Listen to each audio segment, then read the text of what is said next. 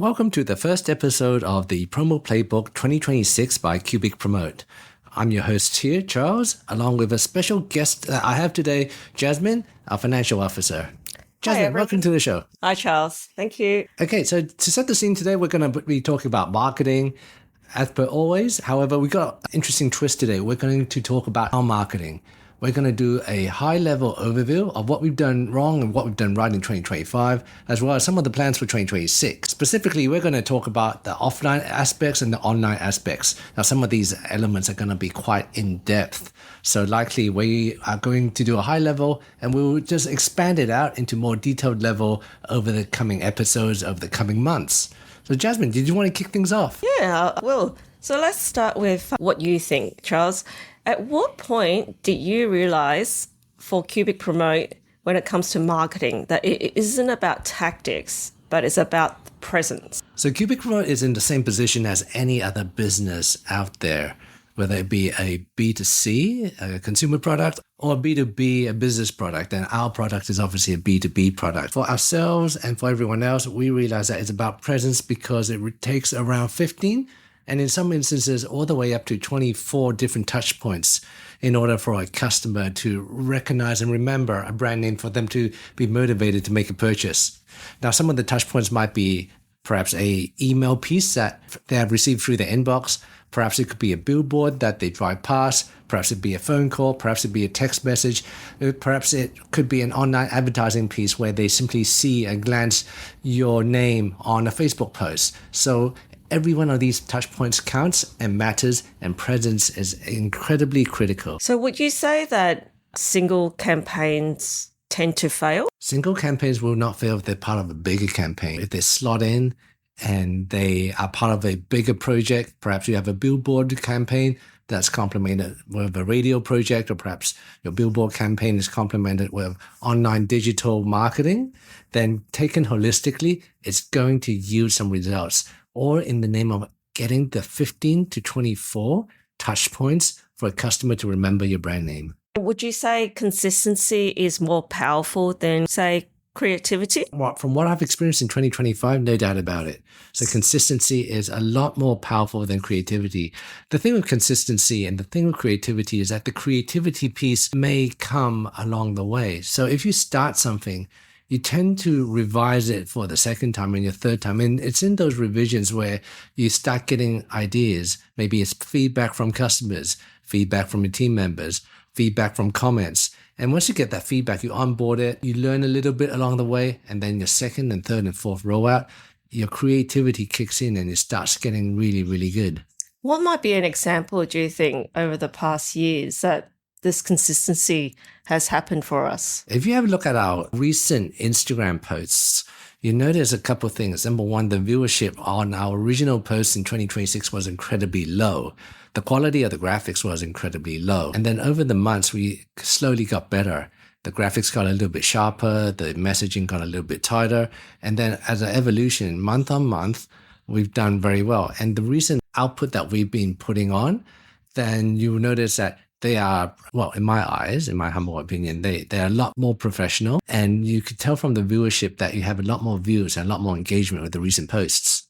I see. So let's change this a little bit and let's talk about our core marketing philosophy.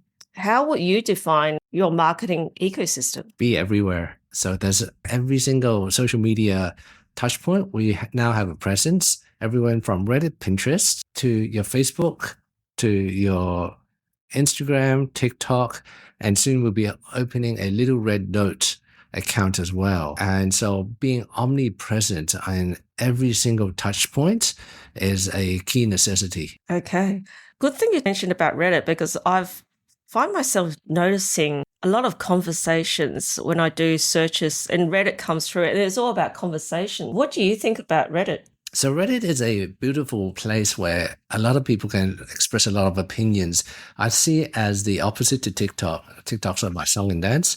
Reddit is all about focused conversations. No singing and dancing, but a lot of opinions, a lot of ideas. And it's a great starting point to create great conversation. And great conversations is not necessarily a platform that's suited for TikTok, Instagram, or even Facebook, but Reddit is tailor-made for conversations, and the insights that you don't get anywhere else. So, Charles, with email marketing, what do most email campaigns fail, do you think? So most email campaigns over the past couple of years, including ourselves, they've been failing because they have one standard message for the entire audience. Now, we all know that the audience will have a variety of personalities, a variety of needs, and a variety of demographics.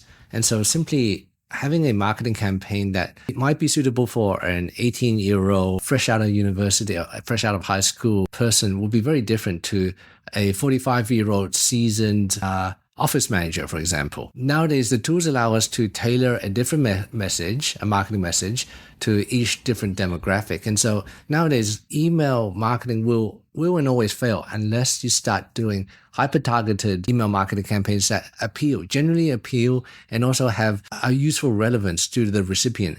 If you could achieve that, then all email marketing campaigns will always have a very, very high degree of success because they simply are very useful. So I'll say B2B typically use these email campaigns, but you've also mentioned Instagram and TikTok. Why should B2B brands care about using TikTok or Instagram? Well, we use these because they have reach and they have permanent reach as well. So if you post something up, it may or may not do well over the next couple of weeks, but you know that that post is going to be around for several months, if not several years. You can have the post for as long as you like. It's the availability to provide customers with presence all the time, and also allows you to tailor the message, whether you be doing something educational or whether you be doing something that's entertaining. And best of all, it's a free marketing piece. It's a free reach. The only thing you need to concentrate on is focusing your money and your efforts on producing something that is going to be relevant and that's going to hit the mark that your customers will find appealing. And how does this differ with Pinterest? Pinterest is, once again, I see it as a free platform, image-driven.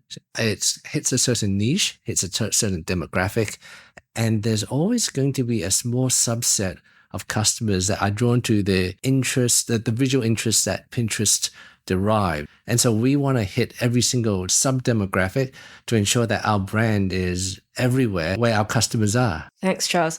AI has now been with us for a while now. We use ChatGPT. I know you also use Manus. Why is AI a communication tool, not just an efficiency tool? So AI is a communication tool because it takes what you already know. It also takes your voice as well, and it allows you to articulate it in a very, very beautiful way in a very short space of time. Now, I always encourage our team members to always use their own voice, always use original material, and then use AI to enhance it.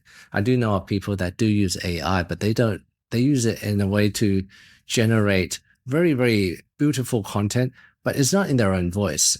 I don't particularly like that. I feel that's very disingenuous, especially when I receive AI pieces from maybe suppliers or other people where I look at it as clearly AI and it's clearly not their opinion, or it may be their opinion, but I just find it very disingenuous. And I like how AI can be used to expand your voice in a genuine way because it helps me connect with people. So that's my thoughts on AI. AI by itself, terrible, evil.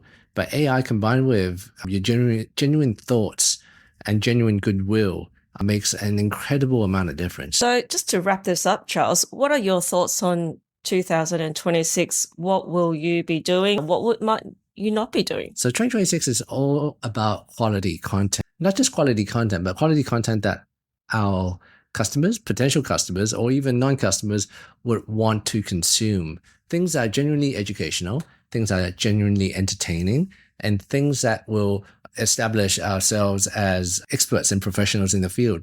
It's all about genuine connections, but done in a way that's very, very high quality in content. Thank you, Charles. Thanks for this podcast today. Hope everyone who's listening is enjoying it. Thank you for listening to the 2026, our very first episode of the Promo Playbook. Now, please do connect with us on our socials. Stay tuned for the upcoming episodes. We have a plan to expand on this marketing topic beyond ourselves. The next conversation will be ourselves talking about our offline marketing topics. And throughout the year, we're going to have various guests talk about the topic of marketing, and specifically having your brand very, very omnipresent using anything from promotional products through to online advertising. Stay tuned and have a lovely day.